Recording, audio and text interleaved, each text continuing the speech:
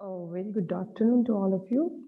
Today I'm here to discuss on the topic pharmaceutical ethics, which comes under the subject jurisprudence.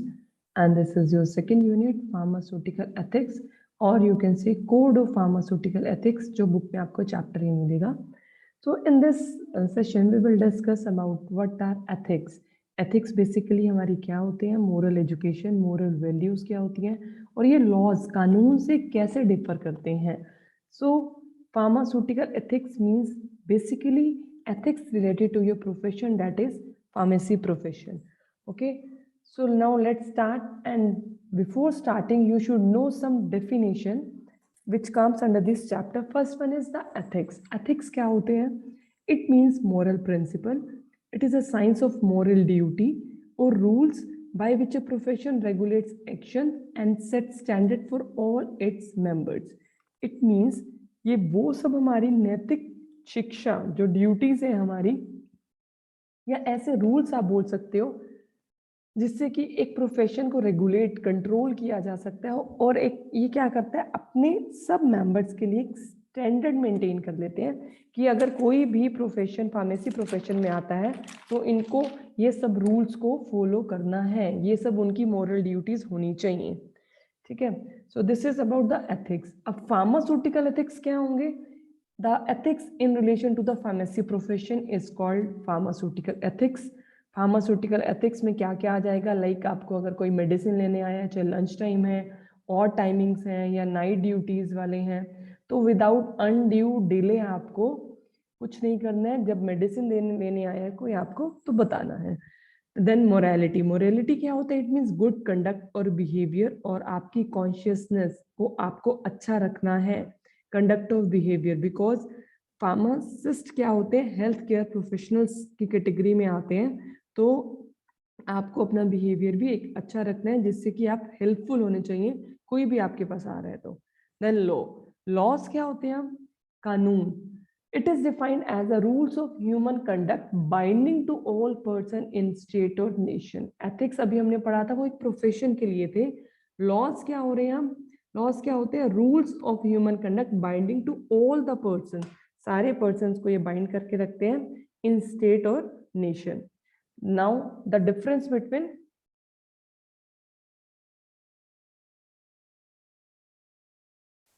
Laws and ethics.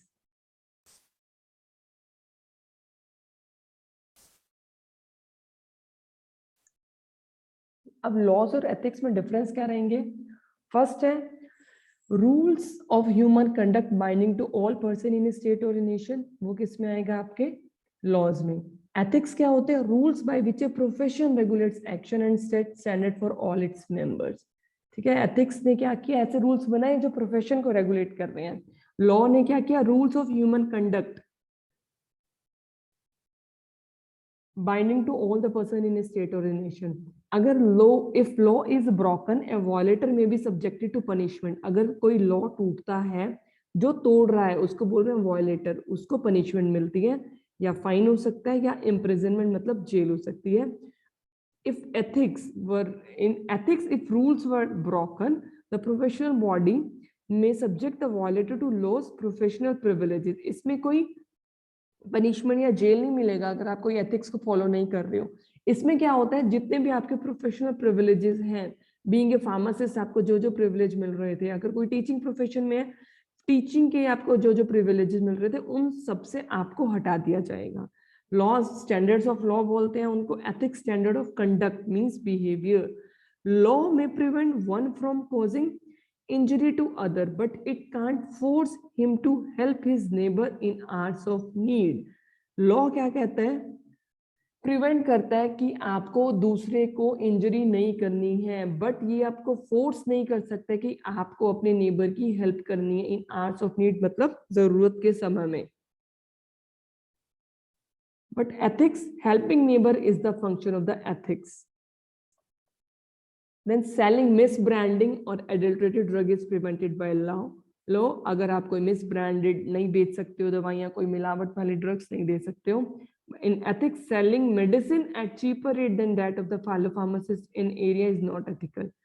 आपकी दवाइयों को बेचना eight ए cheaper rate, मतलब सस्ते rate में fellow pharmacist जो आपके साथ वाला फार्मासिस्ट है वो एथिकल नहीं है। Now coming to the code of pharmaceutical ethics. The code of pharmaceutical ethics is formulated by the PCI. ये पीसीआई ने बनाया on the guidance of Indian pharmacist. The code of pharmaceutical ethics helps to guide the pharmacist in as to how he should conduct himself. Code of pharmaceutical ethics ऐसे बनाए हुए हैं जिससे कि pharmacist को हेल्प मिलेगी कि उसको अपना बिहेवियर, अपना conduct during his job, during his trade, during his profession, pharmacy profession और मेडिकल प्रोफेशन में आपको कैसा रखना है। Now the first one is pharmacist in relation to his job. इन जॉब में आएगा सबसे पहले scope of pharmaceutical services. When premises are registered under statutory requirements and open as a pharmacy, a reasonably comprehensive pharmaceutical service should be provided. अगर आपका कोई भी premises register हो गया है, under the laws है, तो आपको वहां पर सारी के सारी pharmaceutical services देनी है।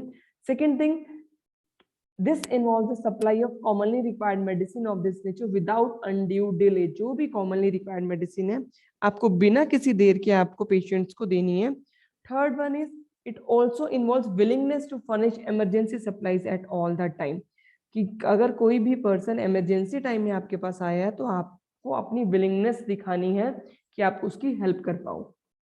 Next is conduct of pharmacy कैसा होना चाहिए। आपका जो फार्मेसी है, आपकी जो शॉप है वो कैसी होनी चाहिए कि वहां पर should be such as to preclude avoidable risk. आप पहले से देख के रखो कि क्या क्या रिस्क हो सकते हैं, फिर आपको वो अवॉइड करना है ताकि कोई एरर या एक्सीडेंटल कंटामिनेशन ना हो जाए। वाइल ड्यूरिंग प्रिपरेशन, डिस्पेंसिंग या सप्लाई, कि आप किसी को दे रहे हो तो जल्दबाजी में कोई गलत ड्रग ना दे दें। तो ये कंडक्ट ऑफ फार्मेसी में आपको ध्यान रखना है। Second, appearance. अपीयरेंस कैसी होनी चाहिए कि वो रिफ्लेक्ट करना चाहिए professional character of the pharmacy. Third one, it should be clear to the public that the practice of pharmacy is carried out in this, कि बाहर से एक अच्छा ऐसा इंप्रेशन दिखना चाहिए कि यहाँ पर अच्छी medicine, genuine, reputable, standard medicine मिलती हैं।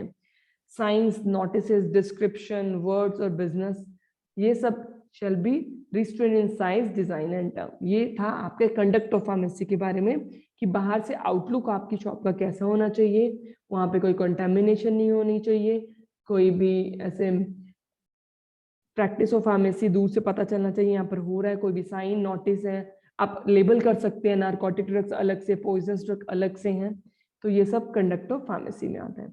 Next is handling of prescription.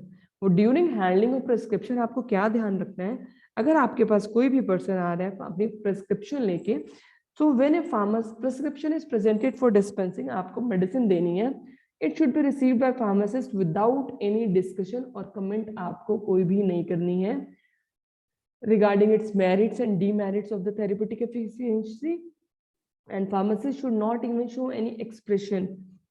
आपको कोई expression show नहीं करना in on his face of alarm or stand.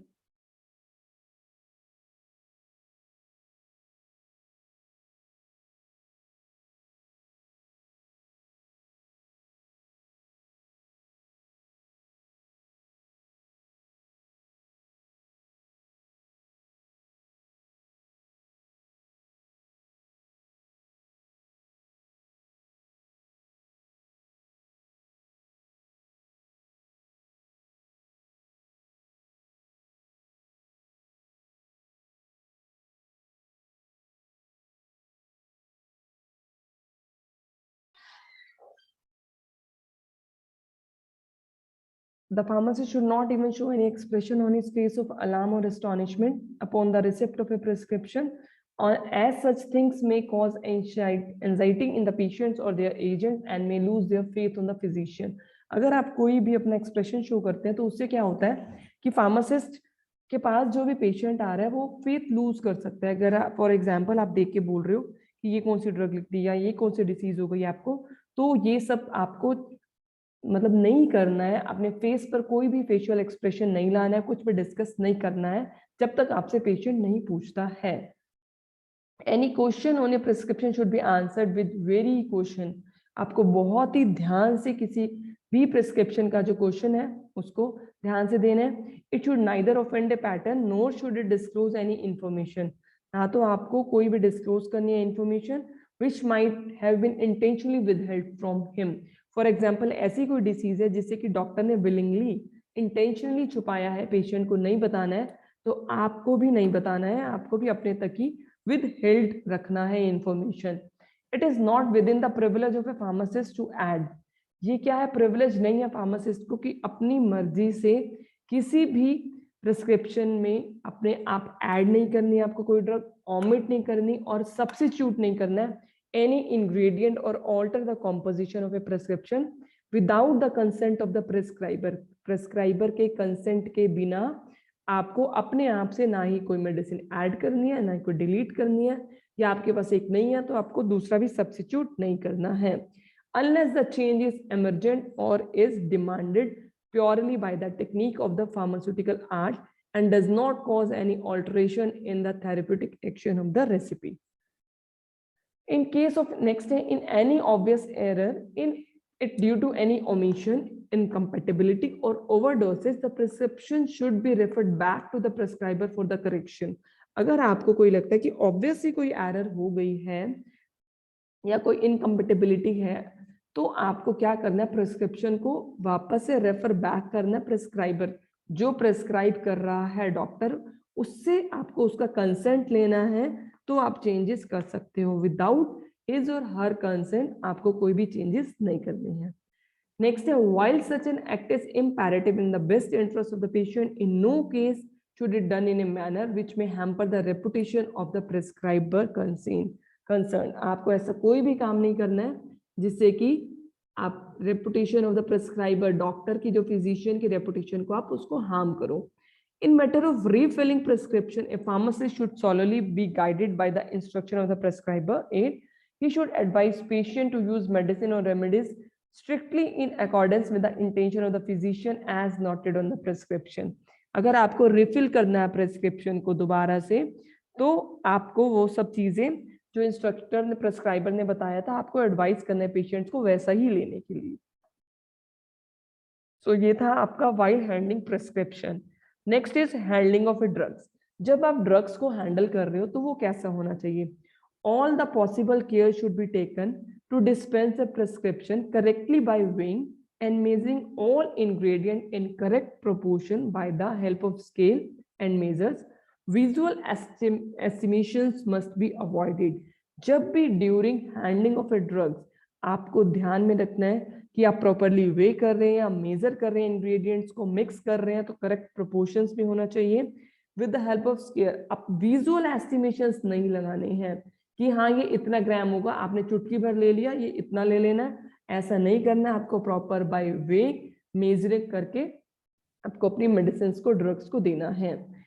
Second point in this is always use drugs and medicinal preparations of standard quality available. जितनी भी standard quality की drugs है आपको वो यूज करनी है। He should never fill his prescription with spurious, substandard and unethical preparations. Spurious means जो थोड़ी लो स्टैंडर्ड की होती हैं, सब स्टैंडर्ड जो रेपुटेबल नहीं होती है और उनमें कुछ कुछ मिलावट भी हो सकती है, और अनएथिकल प्रिपरेशंस को आपको नहीं देना है।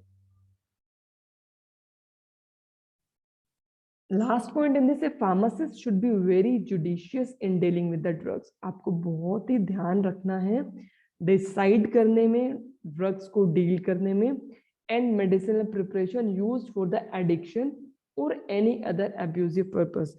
अगर कोई भी ऐसी ड्रग्स है, फॉर एग्जांपल नारकोटिक ड्रग्स का हम एग्जांपल लेते हैं, उसमें मोर्फिन आता है, ओपीएम आता है, तो ये सब क्या होती है, एडिक्टिव ड्रग्स होती हैं।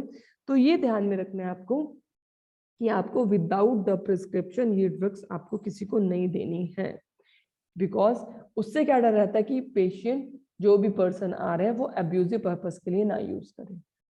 Last in this is apprentice pharmacist. Apprentice means practice, जो ट्रेनिंग होती है while in charge of a dispensary, drug store और hospital pharmacy where apprentice pharmacist are admitted for practical training. जब आपके अंडर कोई practical training के लिए आ रहा है तो आपको ध्यान रखना है, pharmacist should see that the trainees are given full facilities for their work, कि आपको फुल फैसिलिटीज देनी है अपने काम के लिए, so that on completion of their training they have acquired sufficient technique. जिससे क्या होगा कि जब आप उनको ट्रेनिंग दे रहे हो तो उनके पास सफिशिएंट टेक्निक, सफिशिएंट स्किल्स होनी चाहिए to make themself dependable pharmacist, कि उनके पास क्या हो, डिपेंडेबल फार्मासिस्ट उनको नहीं बनाना है कि वो अपने आप से इंडिपेंडेंटली काम कर सकते हैं, आपको उनको ऐसी स्किल्स देनी है। एंड नो सर्टिफिकेट्स और credential should be granted unless the above criteria is attend. जब तक उसको स्किल्स या नहीं आ जाती है, टेक्निक्स नहीं प्रॉपर सीखता है पर्सन, तो आपको कोई भी सर्टिफिकेट नहीं देना है। And the recipient has proved himself worthy for the same. So this is about the apprentice pharmacist conduct of pharmacy, जो हमने पढ़ा pharmacist in relation to his job. Next हम पढ़ेंगे इन ट्रेड। अब ट्रेड में क्या होता है कि आपको, ट्रेड मीन्स बिजनेस, कोई सेल करना है, कुछ भी परचेज कर रहे हो आप, ठीक है, व्यापार आपका कैसा होना चाहिए। ट्रेड में क्या रहता है कि आपको कभी, सबसे पहले तो है परचेजिंग। जब आपको परचेज करना है ड्रग, वो एक रेप्यूटेबल सोर्स से करना है, जेन्युइन ड्रग्स करनी है, adulterated miss branding spurious drugs नहीं करनी है, ठीक है। नेक्स्ट इसके अंदर क्या आता है, अब आपको क्या करना है कि Hawking of the drug, Hawking नहीं, हॉकिंग जैसे कि सब्जी बेचने वाले आते हैं, तो वैसे आपको ड्रग्स को नहीं बेचना है, डोर टू डोर फैसिलिटीज नहीं देनी है, ये होता है Hawking of the drug. Next होता है प्राइस स्ट्रक्चर। जो प्राइस का स्ट्रक्चर है, अब इसमें प्राइस स्ट्रक्चर मींस आपको जो प्राइस रखना है, आपको जितना भी आपका उसके अंदर नॉलेज, स्किल, टाइम लगा, या कोई भी पैकेजिंग से लेके लेबर को सब कुछ इन्वॉल्व करना है, एक्सेसली मतलब फालतू में महंगा नहीं रखना है आपको drug. Fair trade practice follow करनी है, आपको किसी को भी ये नहीं कहना है कि तुम मेरा ले लो तो मैं तुम्हें एक सप्लीमेंट्री गिफ्ट भी दूंगा, या कोई आप ऐसे प्रिस्क्रिप्शन अपने डॉक्टर्स को बोल के आते हो, सीक्रेट कोई एग्रीमेंट्स में आपको नहीं जाना है।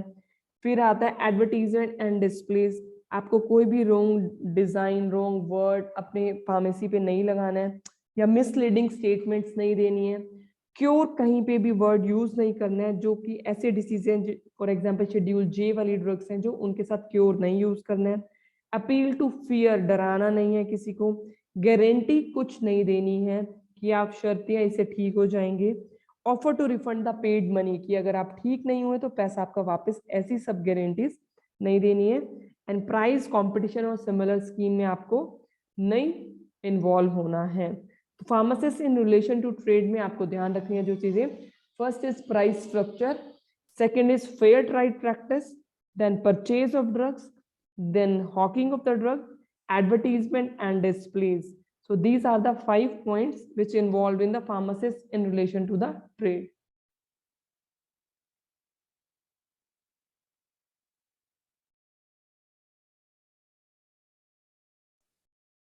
Next is pharmacist in relation to the medical profession. अगर pharmacist medical profession में involve है तो उसको क्या करना है, the pharmacist play an essential role in medical profession by acting as a mediator. Pharmacist क्या करता है, एक इंपॉर्टेंट रोल प्ले करता है between the medical profession, doctor और पेशेंट के बीच में। सो कुछ लिमिटेशंस हैं जो फेस करनी पड़ती हैं pharmacist being a pharmacist. First is limitation of a professional activity. जो मेडिकल प्रैक्टिशनर है, do not open drug store for practicing pharmacists because it leads to the coded prescription. Clandestine arrangements, arrangement मतलब secret arrangements में आपको नहीं involve होना है, medical profession की बात कर रहे हैं। देन लाइबिटेशन विद द पब्लिक के साथ आपको अपडेट नॉलेज रखनी है। अपनी बुक्स बाय, कैसे आप कर सकते हैं, by reading books, journals, magazine and other periodicals.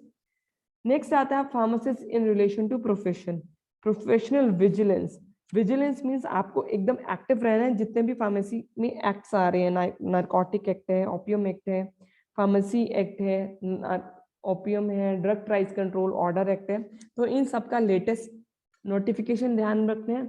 Law abiding citizen, जो pharmacist it should be well educated होना चाहिए, it should possess a fair knowledge of the laws of the land, उसके पास प्रॉपर नॉलेज होनी चाहिए, and he should be aware of all the enactments related to the food, drug, pharmacy, health, sanitation and should comply with them. Next आता है relationship with the professional organization. Professional organization के साथ आपका कैसा relation होना चाहिए? If a pharmacist wants to train his professional colleagues, अगर आपको if you want, आप train करना चाहते हो अपने professional colleagues को about the corporate life, he himself should connect and motivate certain organizations में आपको involve रहना चाहिए, like scientific, moral and cultural well-being of the pharmacist and are not working against the code of pharmaceutical ethics. So this is all about the pharmaceutical ethics in relation to his job, in relation to the trade, in relation to medical profession, and in relation to the profession. So thank you for watching the video.